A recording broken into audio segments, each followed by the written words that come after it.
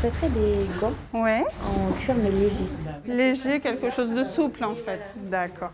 Ici, on vend des gants depuis 150 ans et 5 générations.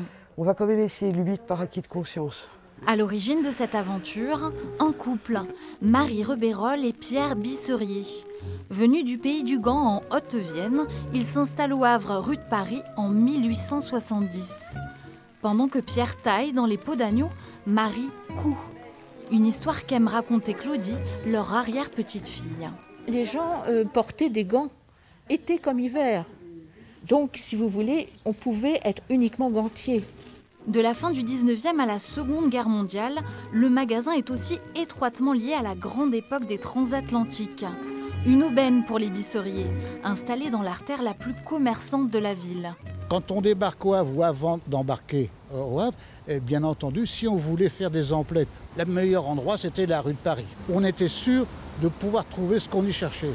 Certainement que les gants faisaient partie, comme les parfums, comme les chapeaux, comme les robes, des accessoires de mode venus de Paris et que les Américains, évidemment, raffolaient.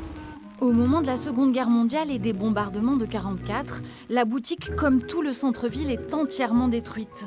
Transférée cité commerciale, le temps de la reconstruction, elle est une des premières à réintégrer la rue de Paris en 1952. Les clients étaient obligés de traverser les ruines pour venir acheter des choses chez nous et ça ne les a pas empêchés de venir. Je pense que les gens ont trouvé ça assez crâne, quoi. Je pense que ça leur a plu. Et donc les clients nous ont suivis. Après-guerre, pour faire face à la concurrence mondiale et l'avènement des supermarchés, le magasin doit se diversifier. Les gants côtoient aujourd'hui foulards, maroquinerie ou chapeaux. Mais pour le reste, rien n'a vraiment changé, ce qui fait la fierté d'Isabelle, arrière-petite-fille des fondateurs. On essaie vraiment de faire de la qualité, de travailler avec de bons artisans, de bons fabricants. Le but est d'avoir le meilleur rapport qualité-prix. Ici, je viens chercher un service, c'est-à-dire comme là, des conseils adaptés à chaque cliente. Et puis la possibilité de toucher le produit, de le voir, pour moi c'est important.